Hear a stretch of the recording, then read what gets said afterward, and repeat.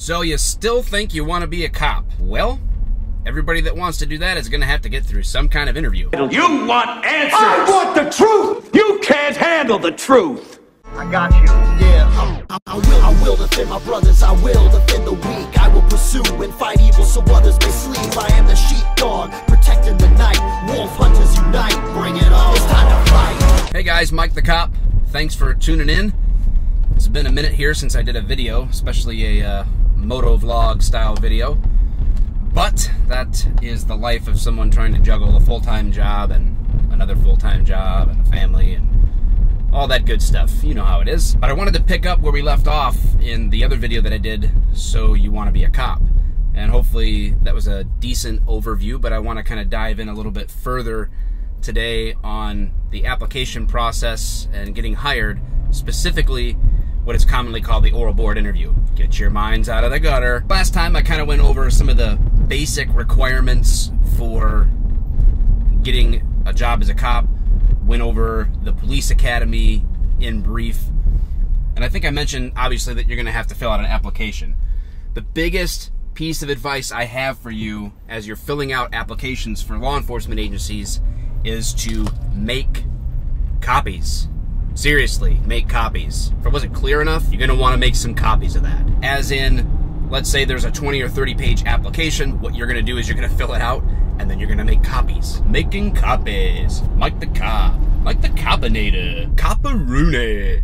You young kids aren't going to understand that. Somebody gave me that advice, and it saved me so much time, because you're going to fill out applications for, well, hopefully a lot of police departments, and you want the information to be really consistent, and you don't want to have to rethink through everything. You can just basically copy and paste by hand. Or a lot of places now you can actually fill out the applications online, so at least you can have something next to you where you're putting the same information in. There's no discrepancy in dates, there's no discrepancies in any of the things that you're describing in your background portion. So if you're filling out applications, make a copy of a detailed one and hold on to that thing forever. Now, I'm going to come back to the oral board part because that's the meat of this video, but I do want to mention the psychological exam. Every place is going to make you go through some type of psychological evaluation before they actually hire you. Some places will make you a conditional offer of employment before you take the psych eval. Some places wait till after. Either way, you're taking a psych test. Usually that's two parts, a written and some type of sit down with a psychiatrist or psychologist. Stay hydrated, kids. I need a water bottle. This glass of water is spilling everywhere. I bet Officer 401 has a cool water bottle. And don't be freaked out by the psychological thing. I've known guys that have failed them and then gone back 2 weeks later or a month later for a different department that they were in the process for. Same psychiatrist, same tests, and pass. I don't know what to tell you, other than maybe the doctors themselves are crazy. In my psychological exam, they actually did that Rorschach test with the blotter, and I decided to have fun with it. I'd already been a cop, so I had been laid off, and I was going to a different department, and I felt pretty confident that everything was going fine on the written portion of the exam. I mean, I checked the boxes that said I wasn't interested in being a librarian, and I didn't want to be a butterfly. So, I mean, I guess that's the right answer. So he's asking me, what do you see? And I don't claim to understand what the point of all that is. But what I did to do is I picked characters from The Lord of the Rings and Star Wars. And I said, that's what I saw. So he would put up whatever picture of the ink blots, and I would say that I saw a wraith. And he was like, a what? I'm like, you know, the undead. And then another one was like, oh, that looks like a tauntaun. You know, the thing that, you know, Luke Skywalker slept in when he was frozen on Hoth. Somehow I fooled the psychiatrist and I still got hired. So there's no way to study for that. You just got to be straightforward and go through it.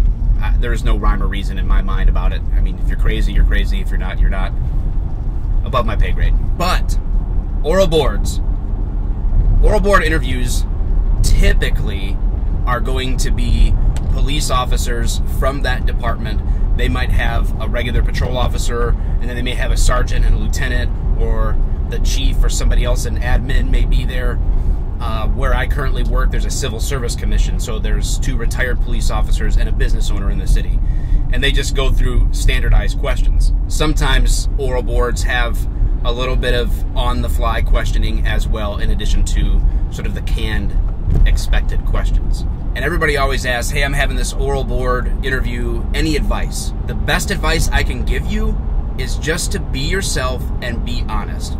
Because if you're not being yourself and you're not giving your honest gut answers, if they hire you, it's probably going to be a place that you don't want to be at. Because they're going to make you police in a way that isn't consistent with where your head is, you know? So you don't want to go that route. And it could be the opposite. Maybe you're giving answers you wouldn't give, and it would be a great place to work, but they don't like your answers. But they would have if you were just straightforward with them, if you were just really upfront. So just be honest and be yourself.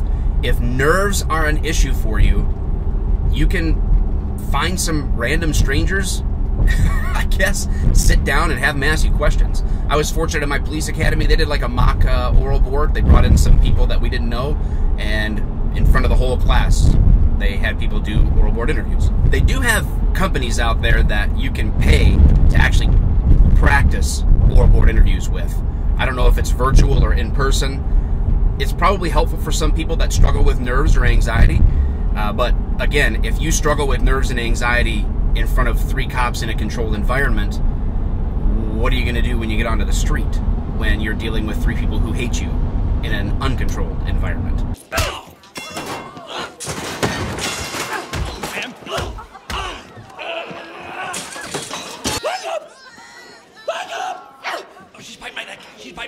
Long story short, be yourself, be honest. Don't try to overthink the questions. I will give you a little bit of insight as best I can into what types of questions you're going to be asked. And I would break it down into 3 categories: integrity, consistency, and common sense. The questions in an oral board interview are typically going to be one of those or a combination. Integrity questions. There's the stereotypical question, still very common, and it comes in various forms, but it goes something like this. You go to an alarm call and you realize that this convenience store had been broken into. Your partner takes a candy bar and eats it. Doesn't leave any money on the counter. What do you do?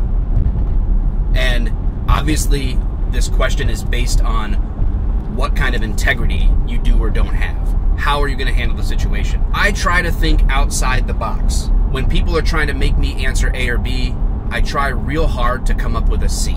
People will go and say, well, I would go tell my boss. Or people would say, I mind my own business. I'm not going to tell on other people. They have to deal with that themselves. So they pick these extremes. They think they have to go one way or the other. I try to come up with a C to that question. And for me, it was pretty straightforward. I said, I would confront the partner and I would say, you know that you can't be doing that. What are you going to do about it? I'd put it in their hands. I'd give them the decision, but I'd do it in a way that forced them to take the right action, or they're going to turn themselves in. So I would say, are you putting money on, I'm assuming you're going to put money on the counter for that, right? I also always mention that I give people the benefit of the doubt. How would I do that?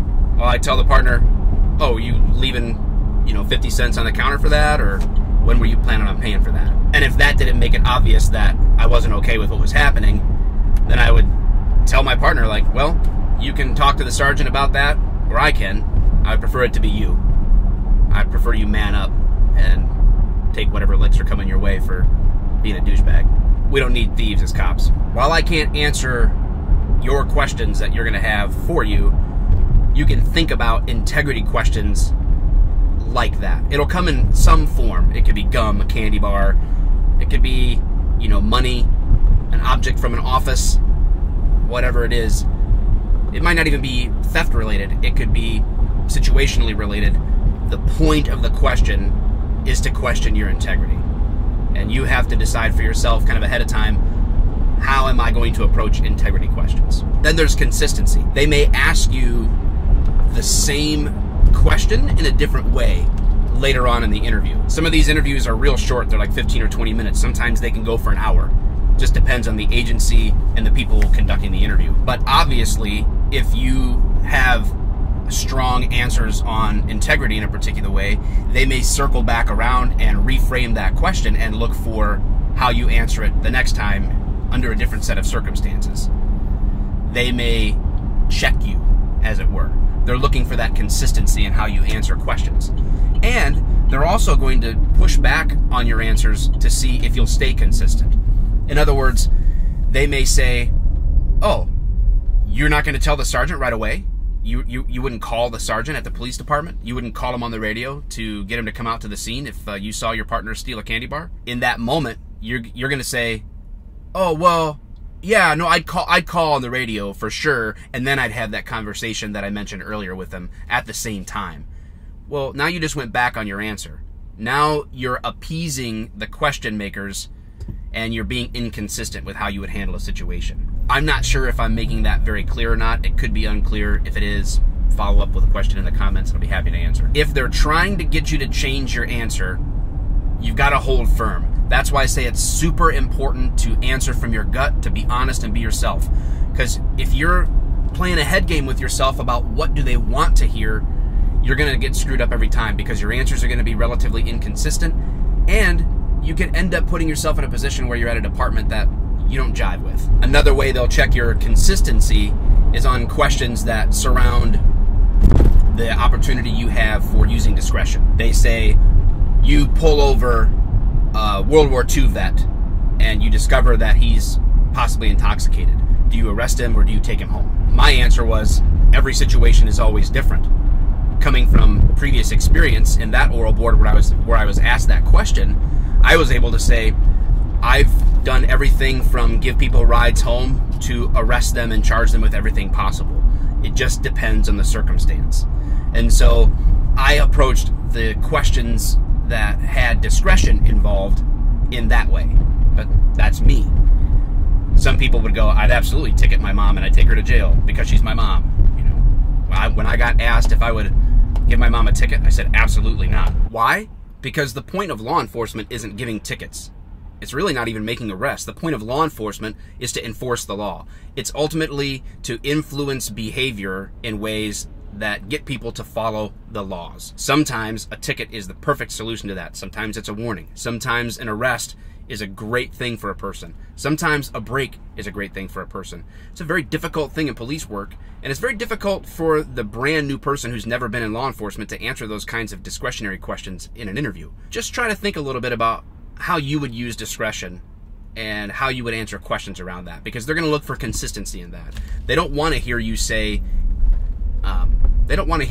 that you will always do something a certain way, and then they'll give you some kind of crazy situation, and then you're going to try to apply that answer to it, and you'll look foolish because it's not practical. And lastly, we have common sense. One question I got asked in an oral board interview was, all right, your partner chases a suspect around a building, and you're on the other side of the building, and they end up in a corner where there's a chain link fence that's too high to climb, and now he's beating your partner, and he's going to hit him in the head repeatedly. What do you do? Well, my answer was, I would draw my department-issued weapon, and I would give loud verbal commands for the subject to stop. I said, he doesn't stop. Well, if he doesn't stop, it's a potentially deadly force situation, and I would discharge my weapon and end that threat. The interesting part of this question was followed up with, well, how many shots would you fire? And this is where the common sense comes in, because you're not trained to fire a certain number of shots. So if I would have said 2, I'd fire 1, I'd fire into the leg or into his heart or whatever. People answer these questions in weird ways because they get tripped up. They never thought about it in terms of how many shots. Well, they shouldn't, because you're not trained that way. You're trained to shoot to end the threat. Sometimes that's 1 shot. Sometimes it could be 11. Sometimes it could be 21. 21? Doesn't matter. But the point of the question is to get you to think in terms of common sense. They don't want to hear you come up with these crazy, unique, inventive ways to handle problems. They want to hear that you have a common sense approach to resolving disputes or hostile situations. They may even pose it in terms of a loud house party or a bar fight. And it's going to be up to you to decide, are you going to use a common sense approach, or are you going to use a just purely by the book approach that doesn't apply any common sense, because those are two different things. You can get people that are really smart in terms of knowing the law, but really poor at applying them. So there's questions designed to bring those two together. Can you take something that you know you have the legal obligation or right to do and apply it to how you would respond with common sense? That's what they're looking for. I could be missing some things. I look back on this short little drive that I had here, and I hope that just going over this stuff off the cuff is still beneficial. I didn't put a crazy amount of thought into the content. I just went from what is stuck in my head that I remember and that I think would be valuable for you guys. As always, I love to interact with you guys in the comments, so drop your further questions and comments, and I'd love to answer some of those, and I'm sure that there's other cops that'll be on the thread with their experiences that will be similar or really dissimilar to mine, and they can jump in and answer as well. Thank you guys so much for watching. I appreciate all my Patreon supporters. They're really helping me out, even though I just got started on Patreon. I really have never even announced it till just now. I do have a Patreon, and I really want to bring a lot of new, fresh, quality content to you guys, and I can't do it without your support. I appreciate every video view, subscription, share, all that good stuff. So carry on. Best wishes in all of your career endeavors. Even if you're not being a cop, keep being an awesome forklift driver or pizza delivery guy. I love pizza. Step one to all of this oral board interview stuff is, if you sit down and they ask you if you do your own nude scenes, you probably went to the wrong interview.